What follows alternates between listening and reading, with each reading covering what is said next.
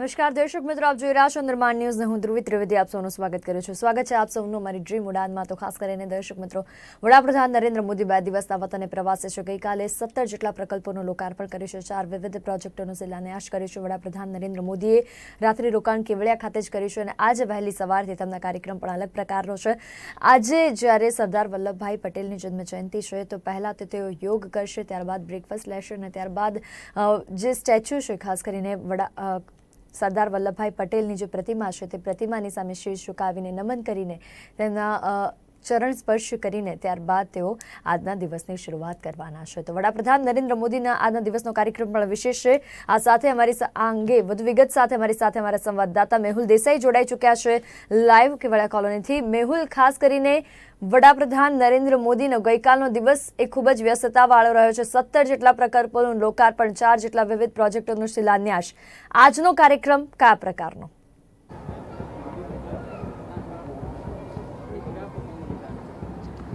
બિલકુલથી ધ્રુવી વાત કરવામાં આવે તો ગઈકાલે અનેક જે પ્રકલ્પો છે, લગભગ 17 જેટલા પ્રકલ્પોની જે છે લોકાર્પણ કરવામાં આવ્યું અને લગભગ જે 4 જેટલા પ્રકલ્પો છે તેનો શિલાન્યાસ કરવામાં આવ્યો. આજની જ્યાં સુધી વાત કરવામાં આવે તો પ્રધાનમંત્રી નરેન્દ્ર મોદી જે છે વહેલી સવારે જ જે છે યોગ કરતા હોય છે તેમનો નિત્યક્રમ મુજબ, અને ત્યારબાદ આજની ઓફિશિયલ જે શરૂઆત છે કાર્યક્રમની તે 8 વાગ્યાથી થશે. 8 વાગ્યાથી તેઓ સરદાર વલ્લભભાઈ પટેલની જે પ્રતિમા છે તેને ભાવાંજલિ આપવાના છે. અત્યારે હાલ હું આપણે દ્રશ્યો બતાવવા માંગીશ કે અત્યારે હાલ કેવડિયા કોલોની ખાતે અત્યારે જે કાર્યક્રમ થવાનો છે તે સ્થળના દ્રશ્યો કયા પ્રકારના છે અને અત્યારે હાલ કાર્યક્રમની કેવી તૈયારીઓ ચાલી રહી છે, તડામાર તૈયારીઓ કરવામાં આવી રહી છે. સૌપ્રથમ જે રીતે મેં કહ્યું તે પ્રમાણે સરદાર વલ્લભભાઈ પટેલની જે પ્રતિમા છે, પ્રતિમાને ભાવાંજલિ જે છે તે આપશે. લગભગ 10 મિનિટ જેટલો જે સમય છે તે વડાપ્રધાન ત્યાં ગુજારશે અને ત્યારબાદ ત્યાંથી સીધા તેઓ જે છે તે એકતા પરેડમાં ભાગ લેવા માટે પહોંચશે. એકતા પરેડની અંદર પ્રધાનમંત્રી નરેન્દ્ર મોદી જે છે તે ઉપસ્થિત રહેવાના છે. લગભગ 8:15ની આસપાસ ત્યાં પહોંચી જશે અને ત્યાં પરેડની અંદર તેઓ ભાગ લેશે.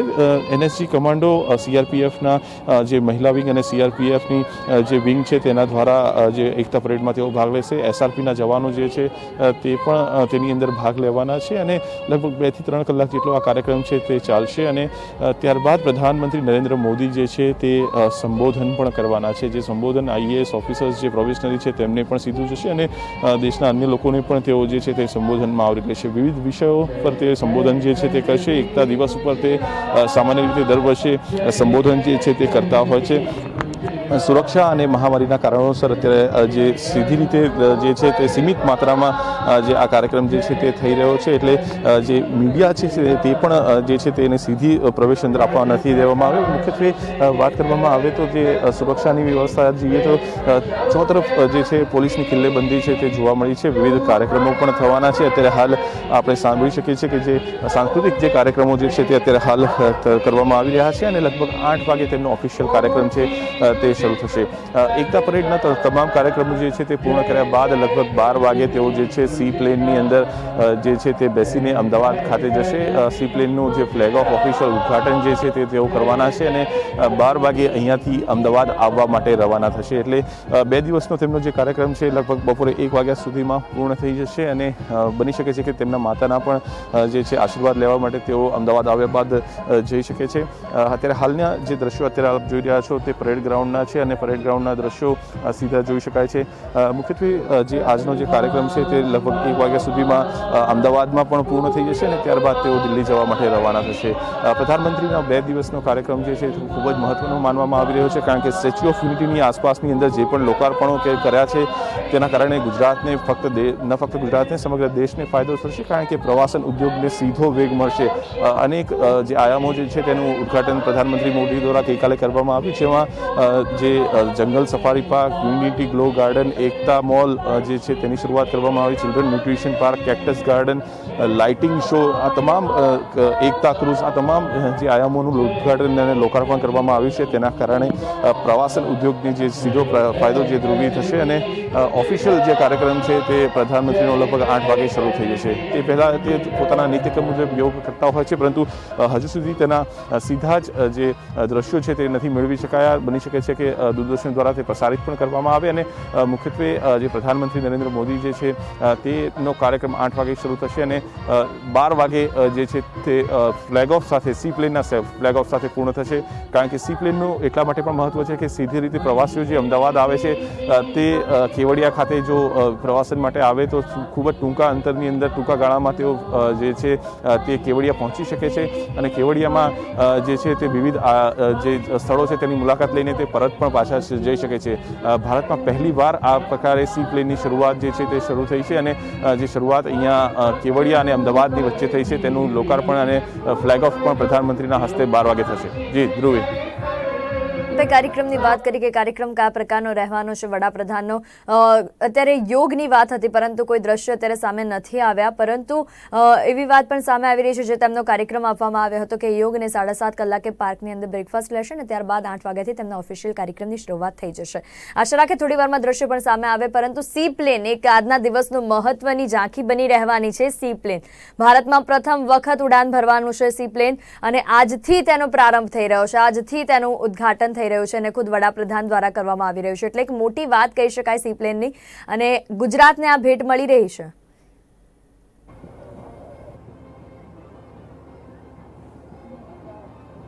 બિલકુલથી સૌપ્રથમ વાર જે છે સી પ્લેનની ભારતની અંદર શરૂઆત જે છે તે ગુજરાતમાંથી થઈ રહી છે. પ્રવાસન ઉદ્યોગને વેગ એટલા માટે મળશે કે જે સી પ્લેન જે છે તે અમદાવાદ સાબરમતી રિવરફ્રન્ટથી સીધું જ કેવડિયા જે છે ખૂબ જ ટૂંકા ગાળાની અંદર પ્રવાસીઓને પહોંચાડશે અને ભાડું પણ નજીવું રાખવામાં આવ્યું છે. આંતરરાષ્ટ્રીય કક્ષાએ કે રાષ્ટ્રીય કક્ષાએ કે બહારના રાજ્યોમાંથી આવતા લોકો જે છે તે સીધા કેવડિયા જે છે ટૂંકા સમયની અંદર પહોંચી શકે. જો બાય રોડ તેઓ આવે તો બાય રોડ આવતા લગભગ 3 થી 4 કલાક જેટલો સમય છે તે સીધો લાગતો હોય છે અને સમય જે છે વધારે માગી લે છે. ત્યારે સી પ્લેનની જે શરૂઆત થશે તેમાં ખૂબ જ ટૂંકા ગાળામાં જે પ્રવાસીઓ છે તે જે કેવડિયા ખાતે પહોંચી જશે અને જે કેવડિયા ખાતે પહોંચશે તો તે વિવિધ આયામોમાં સ્ટેચ્યુ ઓફ યુનિટીની સાથે સાથે અન્ય આયામો પર સીધા તેઓ માણી શકે છે, કારણ કે jungle safari, Ekta mall, children nutrition park, cactus garden સહિત અનેક જોવા જેવી જે નવા પ્રકલ્પો જે છે તેનું લોકાર્પણ કરવામાં આવ્યું છે. ત્યારે આ પ્રવાસન ઉદ્યોગ જે છે તેના કારણે પ્રવાસન ઉદ્યોગને સીધો વેગ મળશે, કારણ કે પ્રવાસન ઉદ્યોગની જે છે તે સ્ટેચ્યુ ઓફ યુનિટી જ્યારે કોઈ જોવા આવે છે ત્યારે એની સાથે કઈ કઈ વસ્તુ જોઈ શકાય છે, લોકો નાઇટ હોલ્ડ કરી શકે તે માટેની કઈ કઈ અલગ સુવિધાઓ જે છે તે શરૂ કરવામાં આવી શકે છે. તેના કારણે આ જે સુવિધાઓ જે છે તે નવી તે શરૂ કરવામાં આવી છે અને 2 વર્ષના ટૂંકા ગાળાની અંદર આ તમામ વસ્તુઓ જે છે તે આકાર પામી છે. મુખ્યત્વે વાત કરવામાં આવે તો જે આ સી પ્લેન છે તે સી પ્લેનના કારણે ન ફક્ત ગુજરાતના કે ભારતના પરંતુ આંતરરાષ્ટ્રીય કક્ષાએથી આવતા જે લોકો જે છે તે સીધા જે છે કેવડિયા પહોંચી શકશે. એટલે ટૂંકા ગાળામાં તેઓ કેવડિયા પહોંચી શકે અને કેવડિયાથી સીધા જ પાછા અમદાવાદ પણ જઈ શકશે, કારણ કે 4 થી 5 વખત અલગ અલગ જે રૂટ છે તે દિવસમાં નક્કી કરવામાં આવ્યા છે અને ભારતમાં પહેલીવાર જે સી પ્લેન જે છે તેની શરૂઆત ગુજરાતથી થઈ રહી છે. એટલે ચોક્કસી ન ફક્ત ગુજરાતને પરંતુ દેશને પણ ફાયદો થશે, કારણ કે વિશ્વની સૌથી ઊંચી પ્રતિમા છે. લોકો જ્યારે જોવા માટે આવશે તો સી પ્લેનથી પણ જે છે તેને વધુ સફળતા મળે તેવું અત્યારે હાલ માનવામાં આવી રહ્યું છે. જી ધ્રુવી. વ્યવસ્થા કયા પ્રકારની જોવા મળી રહી છે મેહુલ ત્યાં, અને ખાસ કરીને કોરોના મહામારી ચાલી રહી છે તો કોવિડ ગાઈડલાઈનનું પાલન થઈ રહ્યું છે કે કેમ?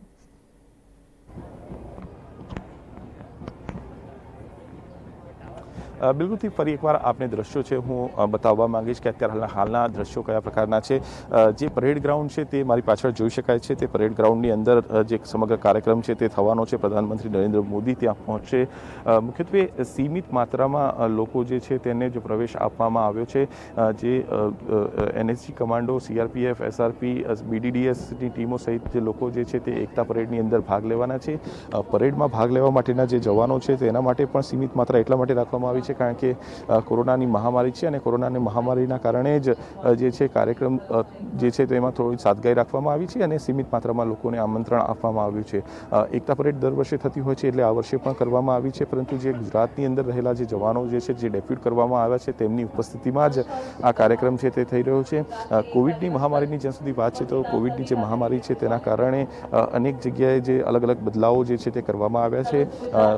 જે તમામ જવાનો જે એકતા પરેડમાં ભાગ લેવાના છે, તેની સાથે જે અધિકારીઓ ડેપ્યુટ કરવામાં આવ્યા છે વ્યવસ્થાની અંદર, જે જવાનો જે અત્યારે હાલ ફરજ બજાવી રહ્યા છે તે જવાનો અને મીડિયા સહિત તમામ લોકો જે અત્યારે હાલ અહીંયા ઉપસ્થિત છે તેમના કોવિડના રેપિડ ટેસ્ટ કરવામાં આવ્યા છે. કોવિડના રેપિડ ટેસ્ટની સાથે તેમને એક કાર્ડ પણ આપવામાં આવ્યા છે કે જે 2 દિવસ 48 કલાક સુધી વેલિડ રહેશે અને કોવિડના ટેસ્ટ કર્યા બાદ જ જે છે તેમને પ્રવેશ આપવા દેવામાં આવ્યો છે. જે કાર્ડ પણ તેમની વ્યવસ્થા માટે ઇસ્યુ કરવામાં આવ્યા છે પોલીસ દ્વારા, તે રેપિડ ટેસ્ટના આધારે કરવામાં આવે છે. એટલે ગંભીરતાને ધ્યાનમાં રાખીને, પ્રોટોકોલને ધ્યાનમાં રાખીને જે સમગ્ર કાર્યક્રમ છે તેનું આયોજન કરવામાં આવ્યું છે. કારણ કે 2 દિવસ સુધી પ્રધાનમંત્રી અહીંયા રોકાવાના છે. સમગ્ર દેશમાંથી જ નહીં, ગુજરાતમાંથી અલગ અલગ જગ્યાએથી અધિકારીઓ પણ અહીંયા ડેપ્યુટ થયા છે. ત્યારે આ સ્થિતિની અંદર કોવિડની મહામારીમાં સંક્રમણ વધુ ન ફેલાય તેની ખાસ કાળજી રાખવામાં આવી છે. જે સેનિટાઇઝેશન સહિતની તમામ પ્રક્રિયાઓ જે છે તે પણ હાથ ધરવામાં આવી છે અને સોશિયલ ડિસ્ટન્સ પણ ક્યાંક ને ક્યાંક જાળવવામાં આવી રહ્યું છે. જે હાલમાં જે પરેડ ગ્રાઉન્ડ છે તે પરેડ ગ્રાઉન્ડની અંદર પણ જે બેઠકની વ્યવસ્થા કરવામાં આવી છે ત્યાં પણ સોશિયલ ડિસ્ટન્સિંગ ઉપર સીધો ભાર મૂકવામાં આવ્યો છે. જી ધ્રુવી. દ્રશ્યમાં જોયું કે થોડી વારમાં જે કાર્યક્રમો શરૂ થવાના છે તો વડાપ્રધાનના કાર્યક્રમોને લઈને ઘણી બધી તૈયારીઓ પણ થઈ ચૂકી છે અને તૈયારીઓ પૂર્ણતાના આરે છે. એટલે લોકોમાં પણ અનેરો ઉત્સાહ છે. તો તેમની સાથે વાત કરવાનો પ્રયાસ કરશો અને જાણવાનો પ્રયાસ કરશો કયા પ્રકારનો ઉત્સાહ તેઓ દર્શાવી રહ્યા છે.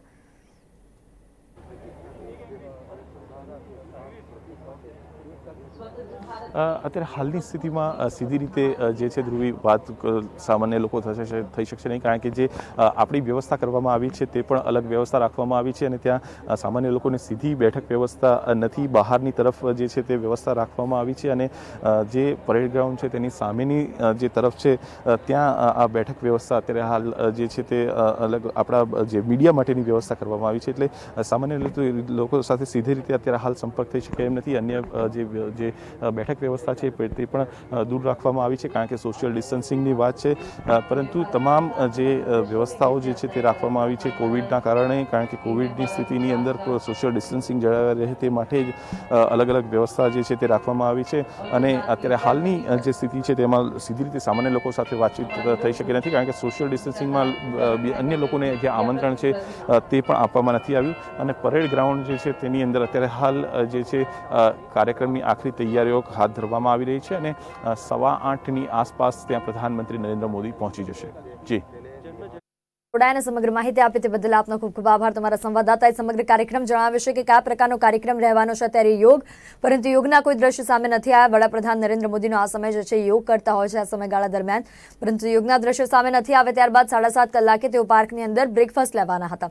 ત્યારબાદ 8 કલાકથી તેમના કાર્યક્રમની ઓફિશિયલ શરૂઆત જે કાર્યક્રમ બધા વચ્ચે છે તે કાર્યક્રમની શરૂઆત થઈ જશે 8 કલાકેથી. અને ત્યારબાદ આજે જ્યારે સરદાર વલ્લભભાઈ પટેલની 145મી જન્મજયંતિ છે ત્યારે પહેલાથી જ સરદાર સાથેનો તેમનો જે લગાવ રહ્યો છે અથવા તો સરદાર વલ્લભભાઈ પટેલ તેમના જે પ્રેરણારૂપ રહ્યા છે, જે આઈડિયલ રહ્યા છે, તે તેમના પ્રત્યેની ભાવનાએ હર હંમેશા આપણને જાહેરમાં જોવા મળી છે વડાપ્રધાન માટે. તો ખાસ કરીને વડાપ્રધાન Narendra Modi statue of unity ખાતે જશે અને તેમની પ્રતિમા સરદાર વલ્લભભાઈ પટેલની પ્રતિમા જે છે તેમને નમન કરશે. ત્યારબાદ તેઓ ખાસ કરીને અલગ વિવિધ કાર્યક્રમો છે. ગુજરાતને સી પ્લેનની ભેટ આજે મળવાની છે. આજના દિવસની જે મહત્વની મુખ્ય ઝાંખી જેને કહી શકાય કે સી પ્લેનની સફર હવે શરૂ થઈ જશે. વડાપ્રધાન તેનું ઉદ્ઘાટન કરવાના છે. તો કેવડિયાથી વડાપ્રધાન નરેન્દ્ર મોદી અમદાવાદ રિવરફ્રન્ટ ખાતે પહોંચશે.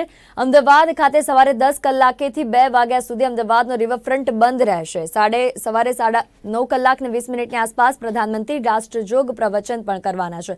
આઈએએસ સાથે વર્ચ્યુઅલ સંવાદ પણ કરવાના છે. 10:45 કલાકે પ્રધાનમંત્રી સી પ્લેનનું ઉદ્ઘાટન કરશે અને કેવડિયાથી રવાના થશે અમદાવાદ પહોંચવા માટે. અમદાવાદ રિવરફ્રન્ટ ખાતે આવી પહોંચશે સી પ્લેન મારફતે અને 12:20 કલાકની આસપાસ 12:30 કલાકની આસપાસ તેઓ દિલ્હી જવા રવાના થશે. આજે બીજા અને અંતિમ દિવસનો કાર્યક્રમ જે છે તે મેં આપને જણાવી રહ્યા છે. ગુજરાતને અનોખી ભેટ મળવા જઈ રહી છે. Sea plane 3 JCP, 10 DCP, 13 ACP, 43 પીઆઈનો કાફલો અત્યારે બંદોબસ્તમાં છે. 1655 પોલીસકર્મીઓ બંદોબસ્તમાં ગોઠવાયા છે. અમદાવાદની વાત હોય કે પછી ખાસ કરીને અત્યારે કેવડિયા કોલોની અને સ્ટેચ્યુ ઓફ યુનિટીની વાત હોય, સુરક્ષા બંદોબસ્ત ચુસ્ત પ્રકારનો ગોઠવી દેવામાં આવ્યો છે. અમદાવાદની પણ આપને જાણકારી આપી દઈએ કે જ્યારે વડાપ્રધાન સી પ્લેન મારફતે અમદાવાદ રિવરફ્રન્ટ ખાતે પહોંચવાના છે તો સવારે 10 કલાકથી લઈને 2 વાગ્યા સુધી, બપોરે 2 વાગ્યા સુધી અમદાવાદ રિવરફ્રન્ટ બંધ રહેવાનો છે. અમદાવાદ રિવરફ્રન્ટનો જે રસ્તો છે તે બંધ રહેવાનો છે. સાબરમતી રિવરફ્રન્ટ પર સુરક્ષા વ્યવસ્થાને આખરી ઓપ અપાયો છે. તો ડ્રોન દ્વારા આકાશી સુરક્ષાનું પણ આયોજન કરવામાં આવ્યું છે અમદાવાદ રિવરફ્રન્ટ પર। તો આ સાથે જ આપને જણાવી દઈએ કે આજે બપોર સુધી રિવરફ્રન્ટનો માર્ગ જે છે બપોરે 2 વાગ્યા સુધી બંધ રહેશે। આરટીઓ સર્કલથી લઈને વાડજ સર્કલ સુધીનો માર્ગ જે છે રિવરફ્રન્ટનો તે બંધ રહેવાનો છે। વાડજ સ્મશાન ગૃહથી આંબેડકર બ્રિજ સુધીનો માર્ગ પણ બંધ રહેવાનો છે। તો સવારે 10 વાગ્યાથી લઈને બપોરે 2 વાગ્યા સુધી આ માર્ગો જે છે તે બંધ રહેવાના છે। 24 કલાક સુધી ડ્રોન ઉડાવવા પર સંપૂર્ણ પ્રતિબંધ મૂકી દેવામાં આવ્યો છે। વડાપ્રધાન નરેન્દ્ર મોદીના સુરક્ષાને ધ્યાનમાં રાખીને તો અમદાવાદની મુલાકાતને લઈને રસ્તા પણ બંધ કરવામાં આવ્યા છે। 10:45 કલાકે પ્રધાનમંત્રી સીપ્લેનનું ઉદ્ઘાટન કરવાના છે। ત્યાંથી કેવડિયા કોલોનીથી તેઓ નીકળશે સીપ્લેન મારફતે ઉદ્ઘાટન કરીને અને ત્યારબાદ અમદાવાદ રિવરફ્રન્ટ ખાતે પહોંચશે। તો આજે બીજા દિવસનો તેમનો જે કાર્યક્રમ છે, બીજા દિવસે વડાપ્રધાન નરેન્દ્ર મોદી થોડી જ વારમાં અહીં તેમના કાર્યક્રમોની શરૂઆત થઈ જશે। સરદાર વલ્લભભાઈ પટેલની જન્મજયંતિ છે, 125મી જન્મજયંતિ છે। તો આ નિમિત્તે વડાપ્રધાન Narendra Modi statue of unity ખાતે પહોંચશે અને સરદાર વલ્લભભાઈ પટેલની પ્રતિમાને નમન કરી ત્યારબાદ રાષ્ટ્રજોગ સંબોધન પણ કરવાના છે। આઈએએસ વર્ચ્યુઅલ સંવાદ પણ કરવાના છે આઈએએસ સાથે। તો આ તમામ કાર્યક્રમોને ધ્યાનમાં રાખીને ચુસ્ત સુરક્ષા વ્યવસ્થા ગોઠવવામાં આવી છે। આપને જણાવી દઈએ કે ખાસ કરીને વડાપ્રધાન નરેન્દ્ર મોદીનો જે કાર્યક્રમ છે, ફરી એકવાર આપના બીજા અને અંતિમ દિવસનો કાર્યક્રમ 7:30 કલાકે આરોગ્ય વનની અંદર તેઓ બ્રેકફાસ્ટ કરવાના છે। 8 કલાકે સરદારની પ્રતિમા પર પુષ્પ અર્પણ કરવાના છે। 8:30 કલાકે પરેડ ગ્રાઉન્ડ પર પરેડને સલામી આપશે। 9:20 કલાકે રાષ્ટ્રજોગ પ્રવચન કરશે। 10:45 કલાકે પ્રધાનમંત્રી સીપ્લેનનું ઉદ્ઘાટન કરવાના છે અને પ્રધાનમંત્રી સીપ્લેનમાં કેવડિયાથી અમદાવાદ આવવા માટે રવાના થશે।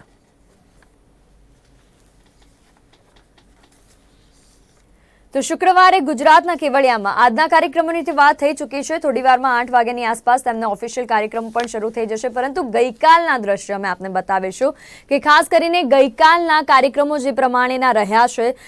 શુક્રવારના દિવસે ઘણી ભેટ, ઘણી સોગાદો મળી છે ગુજરાતને, કેવડિયા કોલોનીને। ખાસ કરીને પ્રવાસન વિભાગ વધુ ડેવલપ થશે, પ્રવાસીઓ માટે ઘણી બધી અવનવી વસ્તુઓ જોવા મળશે, કારણ કે 17 જેટલા પ્રકલ્પોનું લોકાર્પણ ગઈકાલે વડાપ્રધાન નરેન્દ્ર મોદી દ્વારા કરવામાં આવ્યું છે કેવડિયા કોલોની ખાતે। પ્રધાનમંત્રી નરેન્દ્ર મોદીએ શુક્રવારે ગુજરાતના કેવડિયામાં કેટલીક યોજનાઓ શરૂ કરી છે। પોતાના 2 દિવસીય પ્રવાસમાં ગુજરાત પહોંચેલા પ્રધાનમંત્રી નરેન્દ્ર મોદીએ આરોગ્ય વન, ન્યુટ્રિશિયન પાર્ક, જંગલ સફારી, એકતા મોલ, એકતા ક્રૂઝ સર્વિસ સહિત કેટલી યોજનાઓને દેશને સમર્પિત કરી છે। આ દરમિયાન પ્રધાનમંત્રી નરેન્દ્ર મોદી અહીં અલગ અલગ અંદાજમાં જોવા મળ્યા હતા।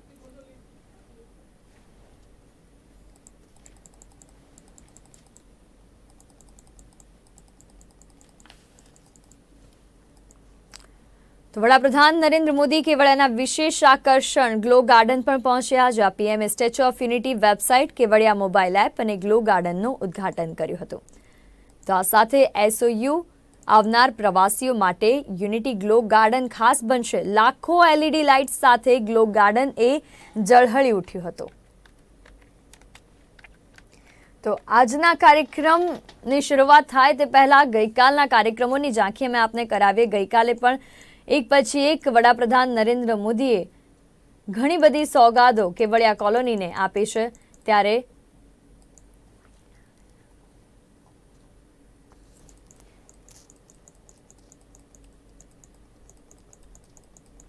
તો દેશમાં સૌપ્રથમ ગ્લો ગાર્ડન એસઓયુમાં તૈયાર થયો છે। સ્ટેચ્યુ ઓફ યુનિટીમાં 3.61 એકરમાં વૃક્ષો, ફુવારાઓ, પ્રકલ્પો, એલઈડીથી તે ઝગમગી ઉઠ્યું હતું। ત્યારે કેવડિયા ખાતે રાત્રિ મુલાકાતે આવનાર પ્રવાસીઓ આ નજારાનો લહાવો લઈ શકશે।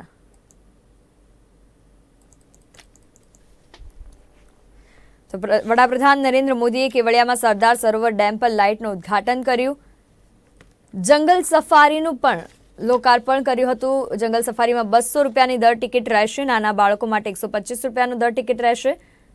જંગલ સફારીનું પણ લોકાર્પણ કર્યું, જ્યાં વિવિધ 1100 જેટલા દેશ વિદેશથી આવેલા પક્ષીઓ અને સાથે 100 જેટલી અલગ અલગ જાતિના પશુઓ જંગલ સફારીની અંદર જોવા મળશે।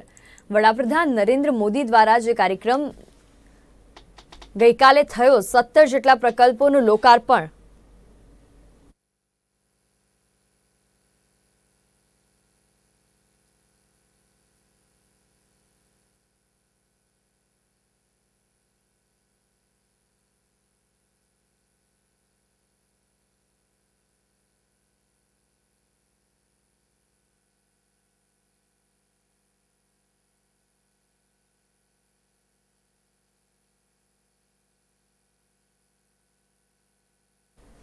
તો પ્રધાનમંત્રી નરેન્દ્ર મોદી 2 દિવસના ગુજરાત પ્રવાસ પર છે. તો પ્રધાનમંત્રી નરેન્દ્ર મોદીએ શુક્રવારે નર્મદા જિલ્લાના કેવડિયામાં આરોગ્ય વન, ન્યુટ્રિશન પાર્ક, એકતા મોલ, જંગલ સફારી, સરદાર પટેલ પ્રાણી સંગ્રહાલય, એકતા ક્રૂઝ સર્વિસ જેવી કેટલી યોજનાઓનું લોકાર્પણ કર્યું. ત્યારે હવે આજે પ્રધાનમંત્રી નરેન્દ્ર મોદી વધુ કેટલીક સેવાઓની શરૂઆત કરશે. આજના પ્રધાનમંત્રીના કાર્યક્રમ ઉપર નજર કરીએ તો સવારે 7:30 કલાકે આરોગ્ય વનમાં બ્રેકફાસ્ટ કરશે. સવારે 8 કલાકે સરદાર પટેલની પ્રતિમા પર પુષ્પ અર્પણ કરશે. સવારે 8:30 કલાકે પરેડ ગ્રાઉન્ડ પર જશે, જ્યાં તેઓ પરેડને સલામી આપશે. સવારે 9:20 કલાકે પ્રધાનમંત્રી રાષ્ટ્રજોગ પ્રવચન કરશે. સવારે 10:45 કલાકે સીપ્લેનનું ઉદ્ઘાટન કરશે. ત્યારબાદ પ્રધાનમંત્રી સીપ્લેનમાં કેવડિયાથી અમદાવાદ રવાના થશે. સવારે 7:30 વાગે આરોગ્ય વનમાં બ્રેકફાસ્ટ.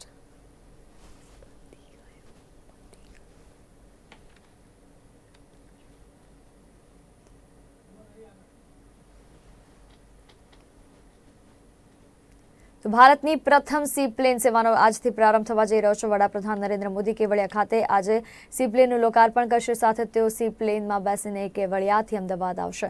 આ સાથે જ દેશની એરલાઇન કંપની સ્પાઇસજેટ દરરોજ 2 ફ્લાઇટ શરૂ કરશે. આ ફ્લાઇટ સેવાઓ અમદાવાદથી કેવડિયા રૂટ પર રહેશે.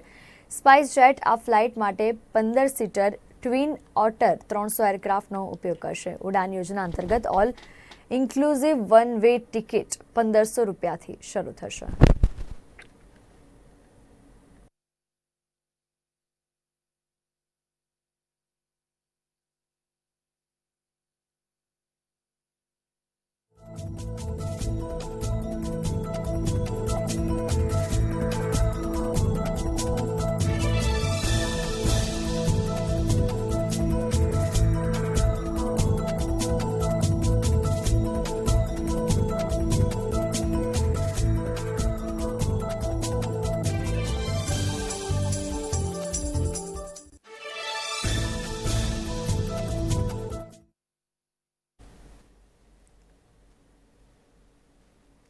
તારીખ 31 ઓક્ટોબર એટલે સરદાર પટેલ જયંતિ. ભારતના લોખંડી પુરુષના જન્મદિવસની દેશભરના ઉજવણી કરવામાં આવશે. ત્યારે સરદાર પટેલનું માદરે વતન પણ તેમના જન્મજયંતિ નિમિત્તે કરમસદ રાત પડતા ઝળહળી ઉઠ્યું હતું. સરદાર પટેલનું ઘર, શાળા, સ્ટેચ્યુ, સરદાર પટેલ મેમોરિયલ અને બસ સ્ટેન્ડ રોશનીથી સજાવવામાં આવ્યું હતું.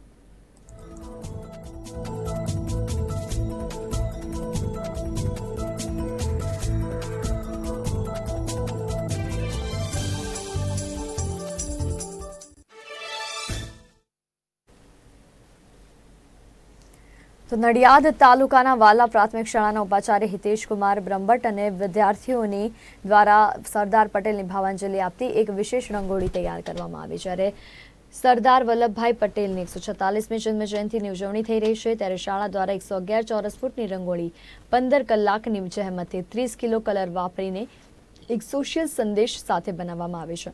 આ રંગોળીમાં સરદાર પટેલ પોતે માસ્ક પહેરીને સમાજને સરકારી ગાઈડલાઈન અનુસરવાનો અને કોરોના સંક્રમણ અટકાવવાનો પ્રેરક સંદેશ આપી રહ્યા છે. આદરણીય સરદાર વલ્લભભાઈ પટેલ એમની 146મી જન્મ જયંતિ એ દેશ ઉજવી રહ્યો છે. આપણે જાણીએ છીએ કે ચરોતરના પનોતા પુત્ર એવા એ આદરણીય સરદાર વલ્લભભાઈ પટેલ હતા. નડિયાદમાં દેસાઈ વગામાં એમનું જન્મસ્થાન હતું. તો એમને વિશેષ ભાવાંજલિ રૂપે નડિયાદ તાલુકાની વાલ્લા પ્રાથમિક શાળાએ 111 ચોરસ ફૂટની વિશાળ રંગોળી તૈયાર કરીને સામાજિક સંદેશ આપવાનો પ્રયાસ કરેલો છે. આ રંગોળીમાં સરદાર સાહેબ આપણને દેખાય છે. સાથે સાથે વિશ્વભરમાં જગવિખ્યાત એવું સ્ટેચ્યુ ઓફ યુનિટી એની પ્રતિકૃતિ પણ આપણે જોઈ રહીએ છીએ, જે આપણા સૌ માટે ગૌરવની વાત છે.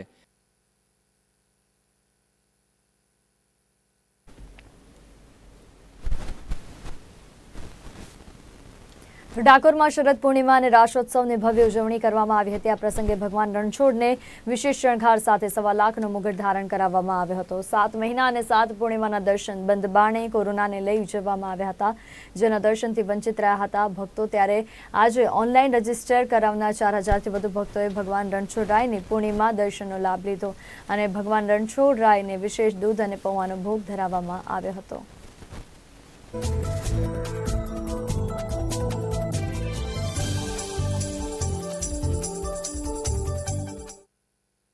આ પૂનમમાં વૈષ્ણવને દર્શન મળે તે માટે ઓનલાઈન બુકિંગ કરી અને વૈષ્ણવ આ દર્શનનો લાભ લઈ શકે તે માટેની અમે દરખાસ્ત મોકલેલી, જેનો હકારાત્મક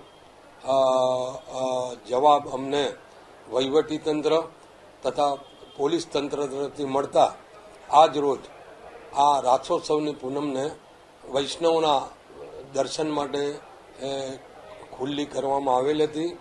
વૈષ્ણવોએ ખૂબ જ શાંતિથી આજરોજ દર્શન કર્યા છે. સરકારશ્રીની કોવિડ-19ની ગાઈડલાઈન મુજબ તમામે માસ્ક પહેરેલા હતા, તેઓના હેન્ડ સેનિટાઇઝેશન કરવામાં આવેલું હતું અને દર્શન વખતે પણ તેઓએ ડિસ્ટન્સ જાળવી અને શ્રી રાજા રણછોડજીના દર્શન કરેલા છે.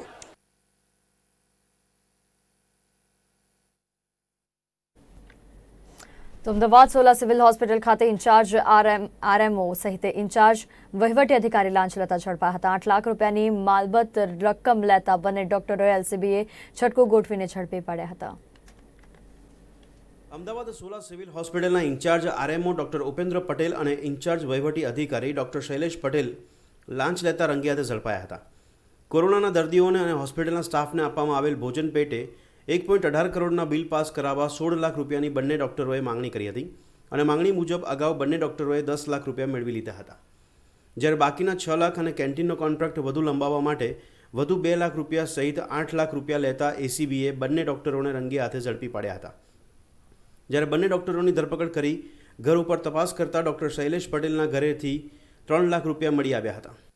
એમને હાલ જે મહામારી ચાલી રહી છે કોવિડ-19ની, એ અનુસંધાને સોલા સિવિલ હોસ્પિટલમાં જે દર્દીઓ દાખલ થાય છે એમને પાણી, ચા નાસ્તો, જમવાનું વગેરે જે પૂરું પાડવા માટે ઓર્ડર થયેલો, જે છેલ્લા 4 મહિના દરમિયાન એમને જે ફેસિલિટી પૂરી પાડેલી એ અનુસંધાને એમનું 1 કરોડ અને 18 લાખ રૂપિયાનું બિલ થયેલું. બંને જે આક્ષેપિતો છે, સોલા સિવિલના ઇન્ચાર્જ આરએમઓ છે ડૉક્ટર ઉપેન્દ્રભાઈ ગોપાલભાઈ પટેલ જે મેડિકલ ઓફિસર છે, અને બીજા છે ડૉક્ટર શૈલેષ કુમાર ચેલાભાઈ પટેલ જે ઇન્ચાર્જ વહીવટી અધિકારી છે. આ બંને અધિકારીઓ દ્વારા સૌપ્રથમ 30% જે ટોટલ બિલ હતું એની માંગણી કરવામાં આવેલી અને છેલ્લે વાતચીતના અંતે એ લોકો 16% લેખે 16 લાખની માંગણી કરેલી, જે પૈકી તેઓએ 2 તબક્કામાં રૂપિયા 10 લાખ લઈ લીધેલા અને ત્યારબાદ જે બીજા 6 લાખ રૂપિયા વધ્યા હતા એ અને બાકીના વધારાના જે 2 લાખ રૂપિયા હતા એ ટેન્ડરને 3 વર્ષ માટે લંબાવવા માટેના માંગેલા. એમ કરીને ટોટલ 8 લાખ રૂપિયાની એમને માંગણી કરેલી, જે અંગેની ફરિયાદ એન્ટી કરપ્શન બ્યુરોને મળતા ફરિયાદીશ્રીનો સહયોગ લઈ અને એન્ટી કરપ્શન બ્યુરોએ ટ્રેપ ગોઠવેલી અને બંને આરોપીઓને રૂપિયા 8 લાખની જે લાંચ માંગેલી એ લાંચની રકમ સાથે ઝડપી લેવામાં આવેલા છે. એસીબીએ છેલ્લા 5 વર્ષમાં આરોગ્ય ખાતાના 34 અધિકારી કર્મચારીઓને લાંચ લેતા ઝડપી પાડી કુલ 25 ગુનાઓ દાખલ કર્યા છે. તો છેલ્લા અનેક વખતથી આરોગ્ય વિભાગમાં એસીબીએ સપાટો બોલાવતા લાંચિયા અધિકારી કર્મચારીઓમાં ફફડાટ વ્યાપી જવા પામ્યો હતો. ત્યારે કોરોના મહામારી સામે ઉગારવા દેશભરમાંથી ડોક્ટરો દ્વારા પ્રયત્નો થઈ રહ્યા છે. તેવામાં ઉચ્ચ હોદ્દા પર બેસેલ બંને ડોક્ટરોએ આચરેલ કૌભાંડ કાળી ટીકી સમાન ગણવામાં આવી રહ્યું છે. ત્યારે બંને લાંચિયા ડોક્ટરોને ઝડપી પાડી એસીબીએ વધુ તપાસ હાથ ધરી છે. કેમેરામેન કલ્પેશ રાણા સાથે રિપોર્ટર દીપક મકવાણા, નિર્માણ ન્યૂઝ, અમદાવાદ.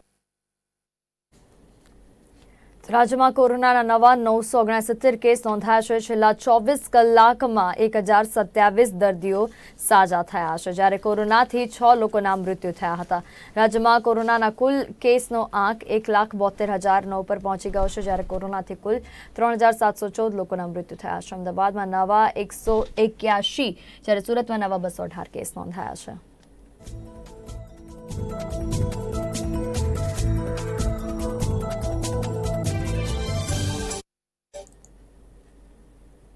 તો તાપી જિલ્લાના વાલોડ તાલુકામાં છેલ્લા 3 દિવસ દરમિયાન દિલ્હીથી આવેલા ટીમે દહેગામ, વેડછી અને કુંભિયા ગામે કેન્દ્ર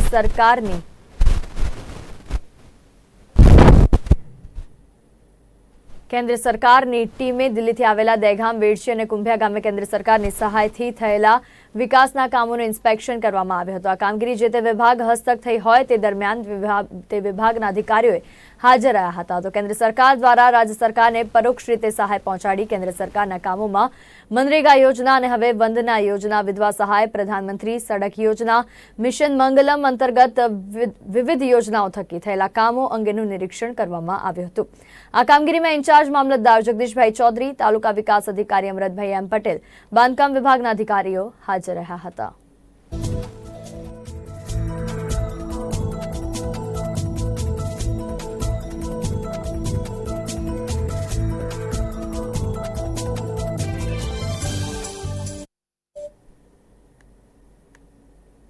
તો તુર્કી અને ગ્રીસમાં ભૂકંપના જોરદાર ઝાટકા અનુભવાયા છે। યુએસ જીઓલોજીકલ સર્વે મુજબ પશ્ચિમી ઇઝમીર પ્રાંતના કાંટાથી લગભગ 17 કિલોમીટર દૂર 7ની તીવ્રતાના ભૂકંપનો આંચકો અનુભવાયો છે।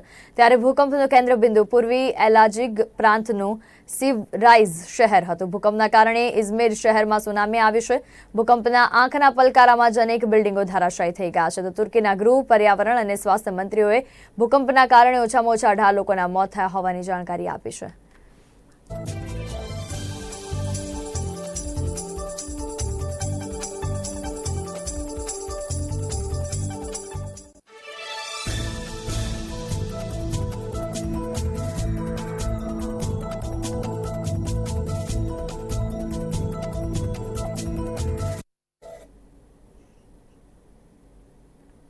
તો હરિયાણાના ફરીદાબાદના વલ્લભગઢમાં થયેલા નિકિતા હત્યાકાંડ અને મુખ્યપ્રધાન મનોહરલાલ ખટ્ટરે મોટી જાહેરાત કરી છે।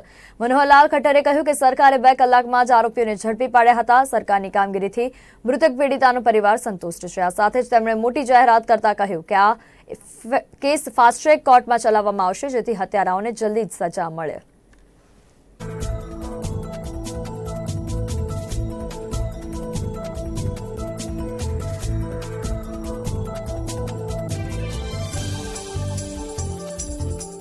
जो कार्रवाई इस समय सरकार की चल रही है वो लोग संतुष्ट हैं। 2 घंटे के अंदर अंदर हम लोगों ने जो कल्प्रेट थे उनको पकड़ लिया। उनकी सहायता करने वाला एक तीसरा अपराधी उसको भी कल पकड़ लिया है और उसकी फास्ट एक प्रकार से जो उसके ऊपर एक्शन हो सकता है। पुलिस को हमने कहा कि जल्दी से जल्दी इसका चालान, जो भी सामग्री इकट्ठी करनी है, चालान पेश करे और फास्ट ट्रैक कोर्ट के ऊपर इसको जो है इसका संज्ञान लिया जाएगा और फास्ट ट्रैक कोर्ट एस्टेब्लिश हो जाएगी। और जितना जल्दी हो सकता है ऐसे जो अपराधी हैं, ये जो घिनौना अपराध किया है उन्होंने, इस घिनौने अपराध को करने की एवज में उनको सख्त दंड दिया जाएगा। निश्चित तौर पर सरकार ने त्वरित कार्रवाई की है। क्या ऐसी भी प्रक्रिया है कि जो उसका चचेरा भाई एमएलए है, सरकार की ऐसी अनुशंसा है कि उसको बर्खास्त किया जा सकता है? देखिए, ये तो अपराध में संलिप्त कौन कौन है, जिसकी संलिप्तता इस अपराध में मिलेगी उन सब के खिलाफ संज्ञान लिया जाएगा।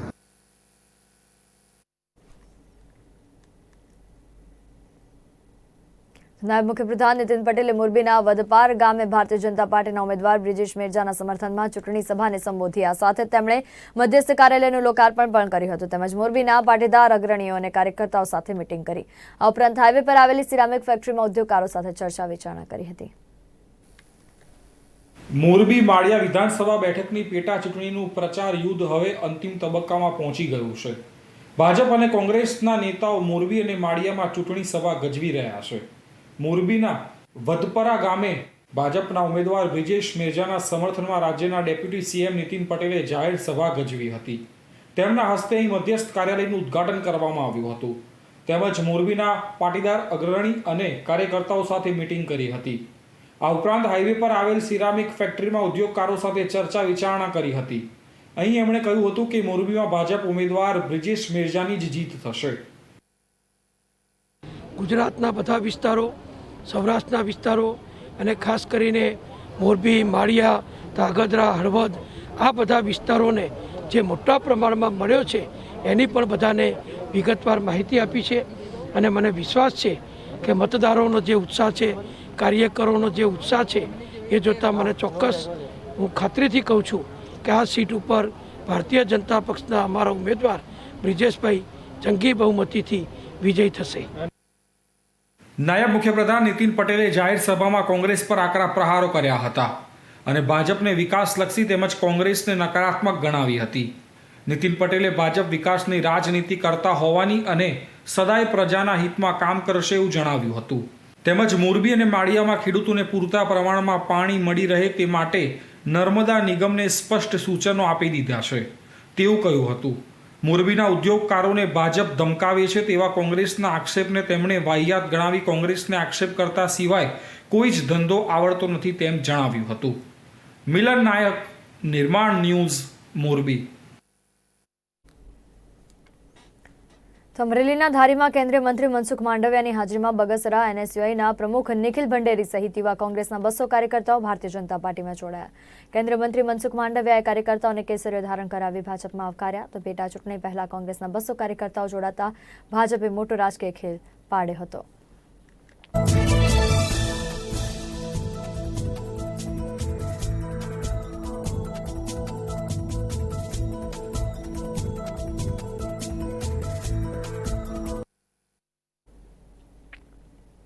તો બુલેટિનમાં અત્યારે હાલ બસ આટલું જ. વધુ સમાચાર અને અપડેટ્સ માટે જોતા રહો નિર્માણ ન્યૂઝ. ત્યાં સુધી મને આપશો રજા. નમસ્કાર.